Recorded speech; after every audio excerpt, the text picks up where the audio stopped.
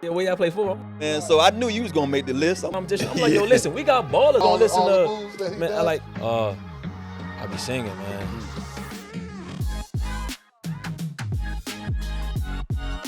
The Players Club is presented by Pepsi, the official soft drink of the Washington Commanders.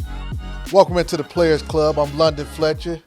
Got Tanner, man, Santana Moss here, and my main man, Curtis Samuel. I'm an Ohio State fan, that's why I say my main man. We're going to talk a little ball. We're going to talk a little bit of life. But at the end of the day, it's all about you. And what was the offseason like for you in terms of just off the field? It really was just about getting my body right for real. I know last year was a little tough, so I felt like I was rehabbing for a little bit, but I felt good. I was able to really test it. I went down to Miami, to Bomberitos, to really test and to really push myself because I know Pete down there. I know he was going to push me to my limit. I know he's going to have me doing stuff that, that I was going to be nervous to do. And I won't lie, when I first done it, I was kind of a little nervous. I kind of was a little scared because some of the stuff that he had me doing, I haven't done, since my injury happened. And I was down there. I'm like, damn, I ain't know I can still do this. like hold on now. So I feel like he really helped me build my confidence back up to help me feel like I could still do what I'm used to doing. Being a fast twitch guy, and I'm very familiar with soft tissue injuries. I've even had one similar to what you deal with in that core area.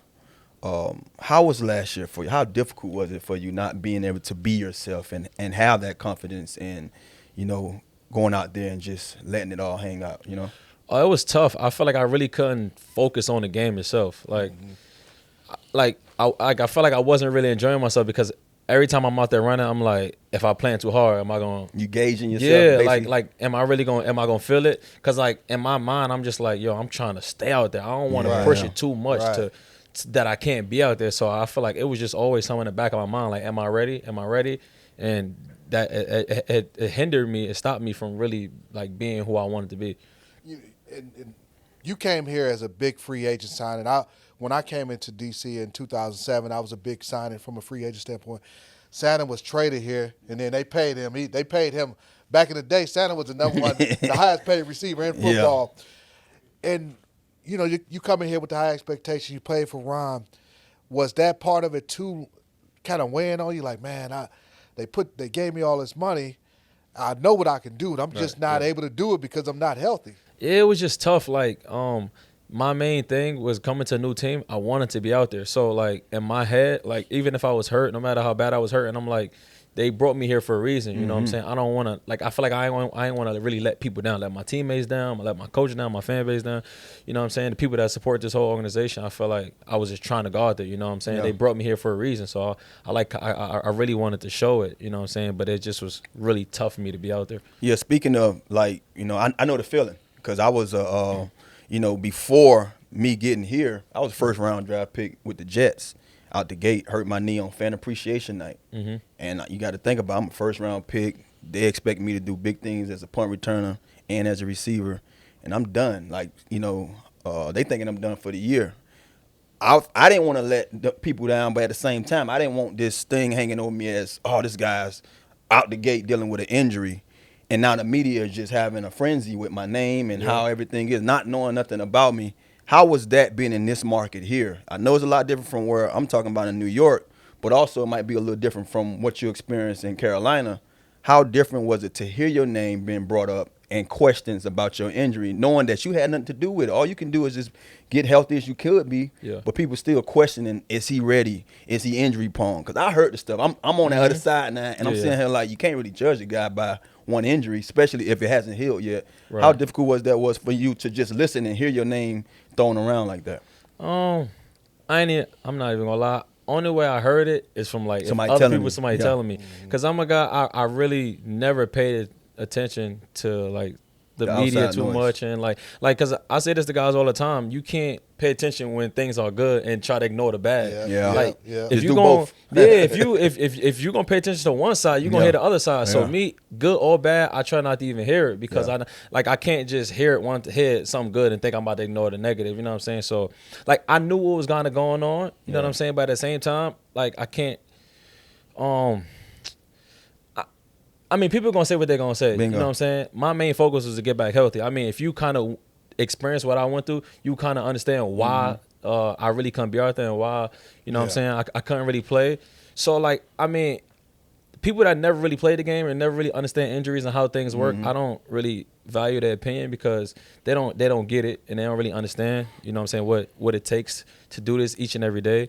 So my main focus was to get back right because I know how the media goes, how social media goes. When things is going good, they're gonna be on your side. The minute things go bad, they're gonna turn against you. You know what I'm saying? So I just knew like they're gonna say what they say. You know what I'm saying? But once I get back right and go out there and explode, the narrative is gonna change. So I don't really try to focus too much on that. Most folks know a little bit about your history as far as a football player, being from Ohio State, playing at Ohio State, the Ohio State. I was a big fan growing up, you know, watching those guys too. I was a big Terry Glenn fan, and we had a guy play here with me. He's on TV now, wide receiver. He was one of the greats coming out of there, Joey Galloway. Joey. Those two guys was the guys I watched and played with on Game Breaker, way before your time. So I don't want to be. I don't want to show. I believe it. Have you ever heard of Game Breaker? No, I don't know what that is. It was a game. I know it was a video game. It was dope. It was dope. NFL Streets Game So Breaker. come from Ohio State, all world at Ohio State. You say you was born in Brooklyn. So Yeah. did you play football there too? Yeah, I played football in Brooklyn. That's what I want to get to. How different? Because I remember being in New York for 4 years. Yeah. I barely seen any grass other than the field that we practice on. How was that being a football player? And you said Brooklyn? Yeah. Tell me a little bit I about didn't think they played football. Tell me a little bit. I was thinking the same thing because I remember when Old State recruited you, it's like, you know, Curtis Samuel, Brooklyn, New York. Man, We don't hear too many. They know you played football. Yo, it's funny in people Brooklyn. say that because people were like, yo, where y'all play football? I'm like, yo, like, how you think we breathe? Like, on it's top somewhere, of right? On top of the apartments or something. Right, I got right. some Yeah, real it's turf grass up. field. It's grass and trees somewhere. Hey, you know, so crazy. Like growing up, like I've always played football, right? I really got into playing football because my older cousin played football. You know what I'm saying? He played, and you know, I kind of was a bad kid growing up. You know what I'm saying? Like not as bad. Like I needed to do something. I needed to get into something. You know, I was always moving around the house, running around the house. My mother like, let's throw him into football. Like, you know what I'm saying? Let's give him a try. Yeah. First year, I'm averaging 4 touchdowns a game. You know what I'm saying? Wow. It was just a trial thing. So we just kept it going. So like as I like growing up for real, we had a bunch of low league teams. Like usually the parks is like, it's not the best parks. I'm talking about we practice on dirt for real. But if you go back now, it's Bessie Head Park. Wow. It looked nice. They got Really? the whole thing set up. Field Football, turf and all that stuff turf. now, yeah. Got, you know what I'm saying? We had the coaches out there marking the field. Imagine you playing on dirt. You don't want to get tackled at practice. You falling on rocks. So that's why you was running from everybody. Yeah, I gotta get out of there. You know what I'm saying? So it was fun, but like growing up, my dad wanted me to move because my dad, like from Virginia for real. You know what I'm saying? He grew up in Newport News and stuff like that. So my dad had wanted me to move to Virginia. He was like, it may give you the best opportunity and the best chance, you know what I'm saying, with recruits and everything. Because nobody in New York, nobody in New York City really was getting recruited like that. And I told him, I'm like, listen, if I got talent, they're going to find talent. You know what I'm saying? They're going to find me anywhere. So, so like just growing up, my main thing was just to, as long as I'm good and doing what I got to do and make an impact out there in that field, coaches going to find me. Man, you talking about doing what you're going to do in talent. I'm looking at your numbers from when you were in high school. Tad, I don't know if you saw that. When he was in high school as a running back, his junior year, man, the man averaged over 11 yards per carry as a running back. Yeah, that's sick. What? Y'all playing 7-on-7? That's insane. see, look, that you know, it's so crazy because like I go to, you know what I'm saying, people in college, like, we ain't know if you was gonna be good for real, like, cause New York ain't got no competition. I'm like, yo, listen, we got ballers. We just don't, you know what I'm saying, whatever the case may be, we just don't make it out as far, you know what I'm saying? But we got talent. You know what I'm saying? great. It's just me. I just felt like I was different. So Yeah, well, different. Speaking of different, so what does he do for the encore performance his senior year? Man, he averaged over 15 yards per carry. I'm like, what? Am I reading this correctly? Yeah, that's sick. New York, let's get it out there. The reason why we like, man, dude, you play football in New York, that's the hoops. Yeah, like, basketball that's the mecca, mecca of basketball. Yeah. You played football, you ran track. You didn't hoop? You couldn't hoop? You had no hoop skills? I'm gonna be honest. I'm gonna let it out there. Yes. I couldn't play basketball. Man. I ain't even gonna lie. I couldn't shoot the ball. I ain't gonna lie. I could dunk though. I could jump out the gym, but I cannot shoot. Wow. I cannot shoot. And in high school, I hope my coach see this. I actually wanted to play basketball because a couple of my homeboys wanted me to play basketball. My coach like, you playing football They and knew you you running had a track. gift. They knew you had I a want you to gift. be focused. And, I kind of was mad at the time, but looking back, I really thank him because he had a plan and it actually worked out for me. Still to come on the Players Club. Boy, Terry crazy. You know, when you talking about football and you talking about some of your greatest moments, those stand out always to me. When I'm out there, I'm listening to that Brooklyn drill. Y'all know about Yeah, that. yeah. You know about that Brooklyn drill. Yeah.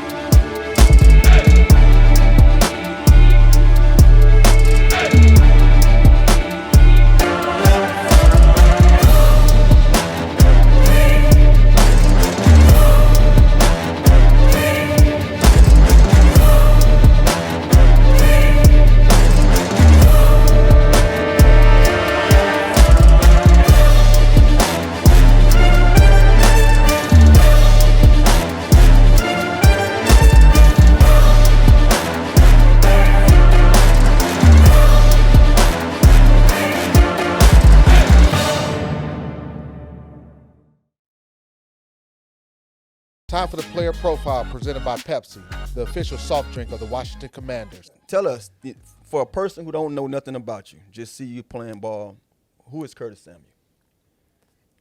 That's a tough question. You really got to see me in my everyday life to kind of, really understand who I am. I mean, if y'all see me out there pregame, I'm always dancing. When I'm on the field, I like to enjoy myself. I really dance all day long. Like I can't make this up. Probably because the house I was raised in, my mother dancing, my grandmother dancing. Mm-hmm. I just dance. You know what I'm saying? I like to laugh. A fun family. Yeah. So like that's just something I like to do. I'm always making jokes because I just like to, if I'm gonna be somewhere, I like to enjoy myself and have fun. You know what I'm saying? So I like to play games, like video games or card games, whether it's with my family. I be singing, man. You sing? I ain't say I could sing, but I'm saying I be singing, man. All right, so you said you can't sing, so I'm not gonna ask you to hit a voice. I mean, the thing is, although we should. Who you got a favorite R&B singer? And also, being from New York, favorite rapper. You got to have a favorite rapper being from New York. But give me your favorite R&B singer, then your favorite rapper. My favorite R&B singer is Chris Brown. Okay. Yeah. I ain't even gonna lie. Virginia, your old man from Virginia. Yeah, so like I don't know, but yeah. I really ain't listen to hip hop that much. Like me, if I'm chilling in my car and my homeboys come hang with me, we ain't listening to no hip hop in this car. Like what we talking about? Listen to Chris Brown. Man, we gonna. It's either that. We gonna listen all to the moves that he does. Like I was raised like around a bunch of women, so R&B, like old school, new school, Usher, Neo, Mary J. Blige, Whitney Houston, like John B, like all that. I'm with you on that though, because I'm one of those guys. I have two sides, and I'm maybe because I'm a Gemini, but I am a guy that when I'm by myself, mostly I'm R&B. Yeah. And then when I wanna, it switch. So as far as pregame music, you listening to R&B, getting ready for the game, or you listening to When I'm out there, I'm listening to that Brooklyn drill. Y'all know about right, that. You know about that Brooklyn drill. I'm on that. You know what I'm saying? I got to get myself going, get myself excited. So I'm around there dancing. And then when I go in the locker room, before we go out there before the game, I got to calm myself down a little bit. Then I throw that R&B on. You know what I'm saying? Sing a little bit. So speaking of you listen to drill rap, who would be a rapper from back in the day? Because we from a different era than you. Right, so I'm pretty sure that, you probably, I know you're familiar with Biggie. But when you say he one of your favorite rappers from back in those days, and who are your favorite rapper now? No chance. I don't listen to no Tupac? Biggie. No, I ain't listen to none. Wow. I mean, I respect it. I just can't. Yeah. We might have to edit this. Yeah, Brooklyn, I'm not. I like Biggie. You know what I'm saying? It's good music. But like, that ain't. The thing is, I'm not gonna play that on my phone for real. You know what I'm saying? But if somebody else playing it, I'm vibing to it because it's good music. You know what I'm saying? But no, I can dig it. To it. I can dig it. Speaking of vibing, you were at the Ohio State game against Notre Dame this past weekend. What was that vibe like? And that energy being in the stadium watching that game? I ain't been in an environment like that in a while. It's just different. It's a college atmosphere. Mm-hmm. First game of the season. Wait, Terry crazy. College atmosphere. First game of the season, everybody going crazy. It's like, it's insane. They playing music, everybody vibing. You know what I'm saying? It's just, I don't even really not explain it. It's just the energy is next level for real. Growing up, did you have the, because I've always, and every time I'm asked this question, it's hard to not ask football questions, but was that something that you saw yourself doing, when you was young, that I'm going to be a professional player or I'm going to play at, the Ohio State? Did you have those goals growing up, or it was just something that happened? I say for real, like I really was playing the game just because I enjoyed it. You know what I'm saying? And if I made it to, I mean, of course you want to make it there. You know what I'm saying? But it's one of the things, like if I make it, then you know what I'm saying, I'm happy. I'm fortunate to be in the situation. Gotcha. You know what I'm saying? So like I really played the game and enjoyed it. Everybody telling me how good I am, but I'm just playing it just because it's fun to me. Having fun, yeah. I'm chilling with my homeboys every day. You know what I'm saying? Before practice, after practice. So that just, that encounter just was fun to me, you know what I'm saying? So I really enjoyed the locker room aspect of playing football. It's just something different that a lot of people don't really understand. You know what I'm saying? Just being around your homeboys and y'all just hanging out, you know what I'm saying? That's just something fun that I like to do. Curtis, this week 1 of the season, y'all getting ready to play Jacksonville. Coming off your first week of practice, what are you feeling like heading into this game against the Jaguars? I'm excited. After last year, I wasn't able to be out there week 1, so I'm just excited. You know what I'm saying? To be able to play this game is something special. Not many people get to do, and I'm just like forever grateful and thankful. I mean, my main focus going into this weekend just be like my coach say all the time, details. You know what I'm saying? Just understand what you got to do out there. You know what I'm saying? The small details is key. You know what I'm saying? Because it could be what route you got, you know what I'm saying, how many steps to take to this route, you know what I'm saying, the yardage on this route, the depth, so you could be in perfect timing with the quarterback. So that's just my main focus going into this week, details. What are some of the things you're looking forward to, just knowing what you guys got in y'all receiver room alone? We heard your name, you coming over last year, we was like, man, this is going to be a difference maker for Terry and for just the offense as a whole.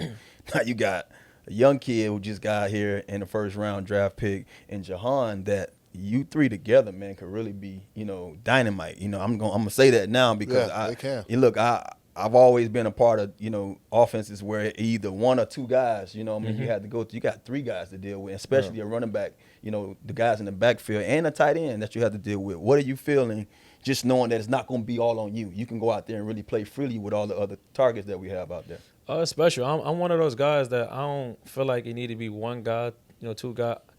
Weapons, you know what I'm saying? The more guys you have, it's great, you know what I'm saying? I mean, I was at Ohio State where you had to compete each and every day. So, like, no matter who got drafted, who they bring in, like, it doesn't really matter. As long as you lay your mark out there and show them something that they need out there, you're going to be out there. So, like, the more weapons we have is great, you know what I'm saying? Because they can't key in on one guy. We can move everybody around, do so many different things. Guys touch the ball. I'd be happy when other guys touch the ball. And it don't got to be me. I could make a block or I could run a good route to pull a safety. Bring somebody else. You know what I'm saying? And get somebody else open. It's just about us as a group making plays and being dynamic. You know what I'm saying? That's what's going to make the game. You came into this league as a running back / wide receiver. Do you still feel like you're still evolving as a wide receiver, even though this is your 6th season? Oh, yeah, for sure. I feel like, just playing a lot more running back in my career, high school, Little League growing up. I got into the receiver game a little late, you know what I'm saying? I feel like I've evolved a lot since, my first year getting into the league. I feel like it was a little tough for me, but I feel like I can run pretty much any route, you know what I'm saying? My main thing is about getting open and getting separation, make it easy for the quarterback. And I feel like on film, I do a great job at that. So that's just my thing. It's just being in detail. You know what I'm saying? Trying to get better each and every day. Last thing, what can they expect from you in particular this season? Healthy? We know you're gonna be healthy. What can the Commanders fans expect from you this season? You're gonna expect for me to be dynamic. I'm going to smile and I'm going to dance. So we're going to turn up. And if he's smiling and dancing, then he's doing his thing. All right, Curtis, thanks for joining us on the Players Club. Appreciate you, we buddy. Can't wait to watch you Sunday out there against the Jacksonville Jaguars in a victory. Appreciate it. Thank you for having me. Still to come on the Players Club. Hey, we trying to get you to be a Hall of Famer soon. Yeah, I thought the same thing about me, too. I ain't going to lie.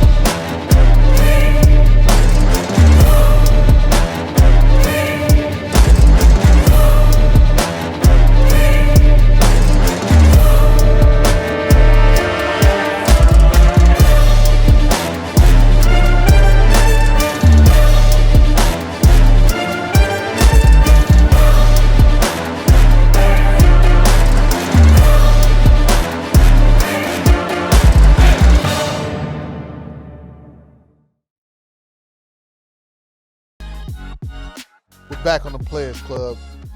Tanner, we both was named recently to the 90th greatest players in the history of this franchise. What was it like for you when you saw your name being considered one of the 90th greatest players to play here for this franchise? Well, I knew previously that they was doing they had the voting thing going on, and I always exclude myself when it comes to expectations or just hopes. I don't get my hopes into how.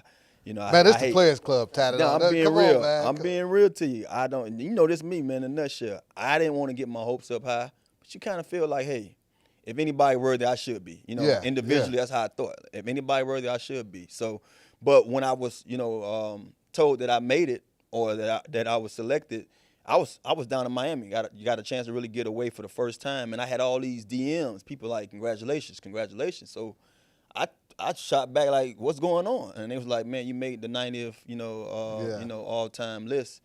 And I'm like, oh, that's big time. And I wish, knowing that it was taking place that day at the whole, the luncheon, I would have stayed and participated. Right. You know what I mean? But still, man, it's a great feeling, honestly, man, just to be recognized by this organization. One, the fan base. Two, and just to know that your body of work would always, have carry some kind of weight, just knowing that you did what you had to do and people recognizing you for it. Right. You mentioned about when we were doing the fans were voting and everything, and I saw the list.